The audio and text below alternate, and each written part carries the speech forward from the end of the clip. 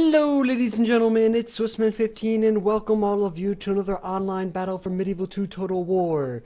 And thank you all for coming along, and I hope you guys enjoyed this battle. This one is actually fought inside the Teutonic expansion of Medieval 2 Total War. Recently I've been playing all my battles in the expansions because they're so much better. Because archers are better, cav is balanced, two-handers work, everything is better in expansions, besides maybe morale is a little bit not as good as some people say, but I'm willing to take that in exchange for a much better game overall with all pretty much working mechanics. So that's awesome.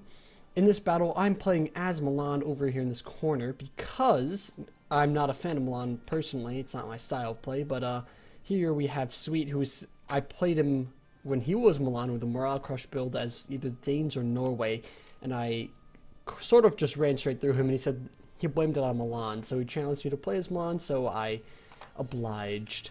And then we also have, in this free-for-all over here, we have Novgorod, played by Rorik of the RXN clan, and then also Mr. Pakon of RXN over here playing as France, and as you can see, he's got this nice little pipe box going on.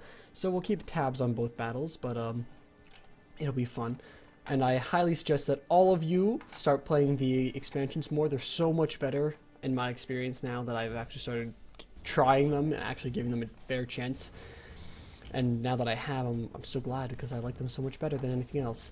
So, also, yeah, play it. And if you like it as much as I do, there is a tournament that I'm hosting. It's in the Medieval 2 Total War gaming group. I need 3 more players, I think, to get a full squad to do 16-player tournament, just as a small start. I know not a single one of my tournaments in the past have ever completed, but fingers crossed for this one, but we'll see how it goes. I just hope that people can actually do it. It's across all the expansions in this tournament, so it's going to be a lot of fun, except for the Americas, of course, but anyway. So, Sweet over here with the Teutonic Order, he's got a rush build, and originally I thought he was going to deploy right here in these hills, so I deployed here. And then I see his rush build, so I'm like, okay, I'm going to keep my nice little hill in the forest here. He has to rush me, or at least wait until he comes nearby, then I can force him to come up my hill in a way. So that was my thought process, trying to make the best out of my crossbow advantage since he has less, and he's got so much better infantry than I do. I've only got massively armored troops that can hold the line. If you take a look, I have my dismounted feudal knights with armor attack upgrades because they're cheaper than armor, and I have both armor and attack on my broken lances that make up the brunt of my forces. Krakio standard. My cav is comprised of Familia Ducale. They are subpar cav overall, but I mean, it's the best that Milan can do. Of course, we were banning Templars and Hospitallers to make poor cav factions, like the Italian factions, actually have poor cav.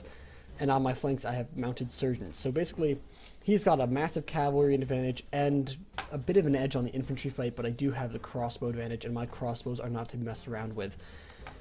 Speaking of crossbows, the crossbows are no longer OP, at least for the missile engagement. As you can see, these Dvor actually can shoot. I mean, that didn't prove anything, but we have them fighting uphill against some of these Aventurier, and actually took this down to 1, and that's impressive considering they're fighting up this hill. Now, if I was Rorik in this situation, I would be trying to spread out my archers more so and get a larger line across and make it harder for these Aventurier to blow them to smithereens with their crossbow bolts. But he is staunchly in this position, and also move back these infantry and protect them from all this missile fire. You can see how many he's losing right now, which is just a waste of troops. You want to keep your troops, especially your infantry, safe when you're engaging a nuke box. Or even, in this case, they're not quite nuke boxes because they actually work if you fight well. But there are fatal flaws, especially when you have pikemen, which compromise your anti-cav, because if they get shot to bits, then they're gone. But right now, Broke is not using his flexibility that he has as the advantage of not being in a new box formation, and he's staying in this line, which is feeding right into Mr. Pakon's desires of destroying all these Dvor over here, making it easier for him to force the Novgorodians to rush him. And he's got a bit of a charge here, not really, more so just a little gallop into these archers, so he's trying to get them killed, which is nice. It's already down to about half that unit. I don't know what happened. Oh, seems to have gotten shot. Also, cav units are down to 30, so it's not already half, it's down by a third. Now, if we look over here, Sweet is still marching over to me, and I'm keeping myself right up in this little area, just waiting to see if he's going to attack me. I'm not sure. I think I wanted him to. He's got a rush army. It really makes sense for me to hide up on this hill, or this slant of a hill. It's not much of a big one. It's a little bbit big, but it's what I need to make sure my crossbows are most effective, especially since he has such terrifying cav. And some people do say that the Teutonic Order is OP. I don't quite agree. It's got its weaknesses, like infantry is limited to 2 for most, even sword brethren, which are subpar infantry at best. But the Retributor and Halberder are awesome. He should have really integrated his units more so. Right now you can see a wide discrepancy in his lines, where this flank is much stronger than this sword brethren flank. So it could be exploited by an attacker, seeing that these sword brethren could easily break in comparison to Retributor or Halberder. Back over on this fight, you can see that the dismounted Dvar have been pretty much wiped out by the enemy archers, since they're fighting uphill in such thick lines, making him an easy prey. And he's also got his Cossack cavalry, not even trying to run around and get a better angle for shooting, but shooting just straight up into these pikemen. So his skirmish is not the ideal set, especially when you're facing a new box. What you really want to do is get spread around, especially with these Cossack archers, try to poke holes in these lines, maybe with the pikemen. He's even got some Sarsgaard going way out wide. I wonder what he's going to do with them, since they are completely stopped by pikemen. In fact, what his best bet right now is probably, since he's already lost these missile fights, to send up his infantry and try to break through the pikemen lines, and once those are broken, use his cav to finish everything up. Just try to punch through the lines, but it seems that he's not going to do that quite yet. Maybe he will later, I'm not sure. I didn't watch his battle, I was too busy fighting my own. Over here you can see the rush by the Teutonic Order has begun.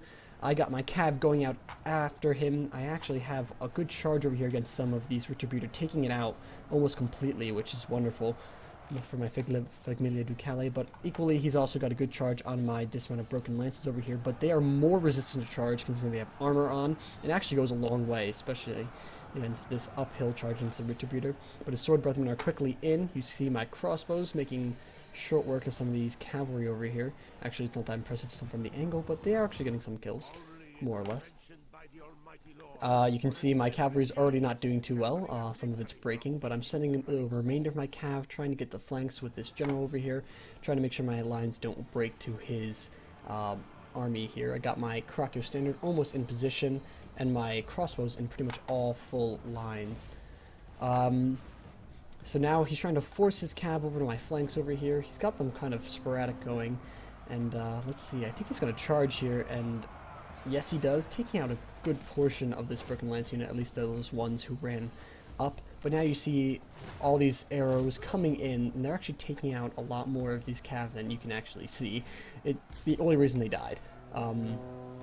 You will see maybe against this unit, you can see there's 2 dead over there, which is wonderful, and he's charging against another one of my units, but with the armor, they're thick Italian armor, they are pretty charge resistant, which is wonderful. And you see, charges are balanced, at least for some units with armor. The armor works for these units. It's the one tribute they have, despite the fact that they have terrible, terrible morale. Wow, they actually took out a few of these cavalry. And another charge going straight into these broken lances, and that's a lot more effective, considering this is one of the best cavalry in the game. The general is about to go to other Teutonic Order, and my lines are seemingly thin. Over here, you can see a mass of cav. He's got his Retributor and Halbruder, and also Christ Knights in the area, but I got my arrows focusing fire over here, my 2 Genoese on this flank, trying to shoot them, but he's got his...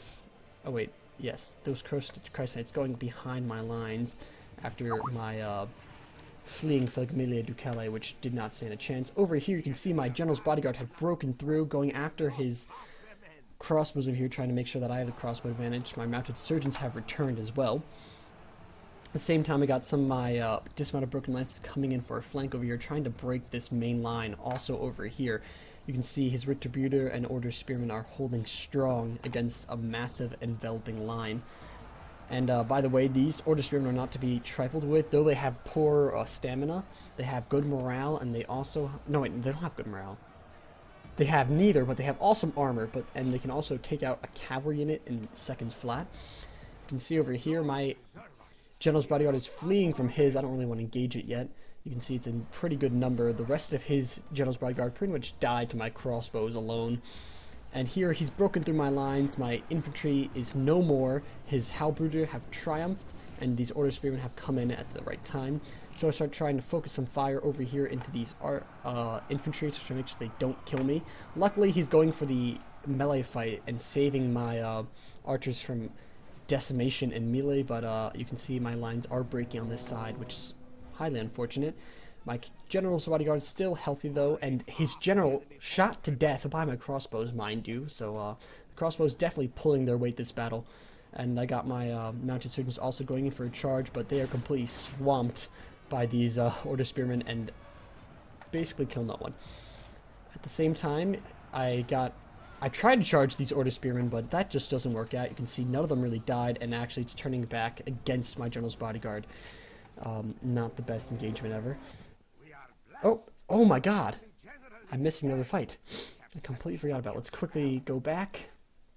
Over here you can see the Novgorodians are attacking this new box, and apparently just lost a general and a cav charge and just some pikemen, which you really should have waited with the cav until the pikemen have been dwindled down to size and lost formation, especially right now, since there seems to be a little bit of a break in the ranks right here if you charge sideways into these archers, but not quite.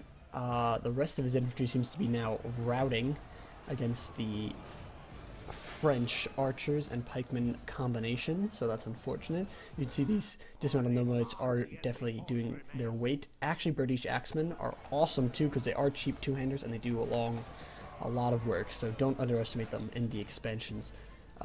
Going back to this battle quickly, you can see that he's won the infantry fight more or less, and he's now going after my archers, and there's little I can do. I've got my general's bodyguard.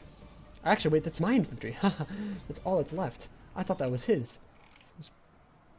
Oh, wow. I wonder what happened to his. And, oh, wow. He's actually got some Novgorodian Sarsguarders coming here, but they're getting shot. They're already down 10 almost to the archers, and now also with the cav charge, and I'm trying to stop them from killing me. But unfortunately, my general's bodyguard did take 1 or 2 casualties there. At the same time, you can see now all these crossbows doing their thing, taking out all these troops here. Come on. Yes, I think I caught him, actually. Oh, no, he routes. Coward. Coward. He's got 14 left. He's still got half the unit of cavalry, but he's routing. At the same time, the Teutonic Order is no more and is completely finished of a fight. Then, over here, we have the remainder of the Novgorodian force just trying to make some last dents into the French lines, but they are thoroughly beaten. You can see the carnage of the lines. Look at all the dead pikemen. Most of these just died to missiles, really. The rest didn't really seem to face the melee too badly. And it seems that France has a lot of troops left. It's got all these dismounted French archers still in pretty much full number. 43, 55, 39. Okay, that one's about half, but still.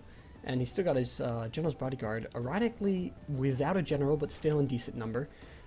Only lost, what, 5? And now he's going for a charge here. Actually going to be maybe effective against these archers here. And yes, it is. Look at them go. That actually cuts it down to less than half of a unit now. From 43 or 55, was it? But here come the Flemish pikemen, ready to make a meal of these generals' bodyguard. They will not stand any chance against this, especially now since they're being pretty much engulfed with the dismounted noble knights on their rear. So, and look at all those arrows now coming in. This poor general's bodyguard unit doesn't stand much of a chance. And now they should be getting cut down by the pikemen, except they're not. Come on. There you go, that's one dead. It's taking a while to actually kill him, I'm surprised. I guess you need to charge into pikemen for them to be really effective. I thought the Novgorodian general died. Oh, that must have been the French general that was charged. Wow. That was my mistake. But now you can see they are being cut down a bit, piece by piece, and they are wavering, these bodyguard. They don't really stand much of a chance against pikemen. They might not be dying, but they're not killing anything either. And look at the pikemen pushing forward. That's actually really cool. how they're doing that. The Cavs force backwards. You can see how the Dvor were decimated since they were just over here and such in thick lines that the French archers were able to kill them all. You can't even see where all the Novgorodian infantry really died. You see a few of them here and there, but most of it looks like it's French pikemen, but like I said, such large numbers, it doesn't matter how many they lose. You can see some returners coming in. They still got 22, 21 British axemen and such, but these arrows will certainly do a number against them. What's he got? Only 18. Wow, look at them drop like flies. It's already down to 12 now. It's sad. And there goes the Novgorodian general, slain by the pikemen, actually using their swords, not even their pikes, just to smite him and say, wow, you don't even need our pikes to kill you. We'll use our secondary weapon to end your life. And at this point, I think Pakhan had to go or something, or maybe he admitted defeat. I forgot why, but at the end, he admitted defeat. He thought he would beat me, but then he said he only saw the 2 crossbows, didn't see the rest of my army. But I actually had a lot more than he thought, and I think I could have won that, especially against his French archers and such, and pikemen. They would have been shot to smithereens before they reached my lines, and of course I have my general still, unlike him, which is nice. But let's just speed it up, and I'll show you the stat screen, and we'll end it then. There goes the Novgorodians fleeing completely and totally, and then it'll be over in a second when he admits defeat, like now. And here we are, the end of the battle. I got 802 kills and 89 captures, sweet, getting 596 and 51 captures. I'm not sure how I have so many remaining. I guess it's the bulk of my forces are crossbows still alive. Over here, the French doing really well, getting almost 700 kills. Rorik getting 990, almost 1,000 kills, but considering that Pakhan had 1,300, he is 4,000 short. Not 4,400, my mistake while speaking. But if you look at the kill counter from my army, at least, you can see my General's Bodyguard doing really well, since I managed to get it away from the cav fight since I knew I would lose it, and got 128 kills. My other cavalry not doing too well, 39, 24, 7, 51, 40, 16. Not the best, but my crossbows doing phenomenally, 94, 79, 48, and 36. So these two doing not so good as the other two that really pulled their weight. They really went ham, and actually this one only lost 1 troop. So very nice job. As for my infantry, nothing really special, pretty much mediocre, 40s, well actually high 30s and mid 20s, and my Krakow standard managing to get 8 kills. So that went pretty well for me. Thank you all for watching, like, and subscribe, and please, please, please start playing the expansions. Trust me, you'll be blown away. You may not like it at first since cavalry has, it doesn't have good stamina anymore, and it can't run as much, it's not as powerful, but it's actually better. Trust me on that. Just really try it out, give it a fair chance, and I'm pretty certain that most of you will realize that it's a much better gameplay overall. It's what Medieval 2 should have been originally, but they never came around to fixing it. Because two-handers work, archers work well, cav is balanced, trust me, it's much, much better, and I think it allows for more diverse tactics. As you can see, pike boxes can actually function, since cavalry is not the greatest thing in the world. And of course, I mean, they're not OP in any way. If you use your cavalry well against a pike box, you can always break through. I did against Bob one time. He beat me once with his stake boxes, Wales, and the Britannia one, but then I came through and I punched through with another one by sneaking my cav in, which I found a way to. It just takes a way to find how you can use your different units in different situations, and so many more tactics are now viable in the expansions. Thank you all for watching. Like, comment, subscribe, and I'll see you all next time. Goodbye, my friends.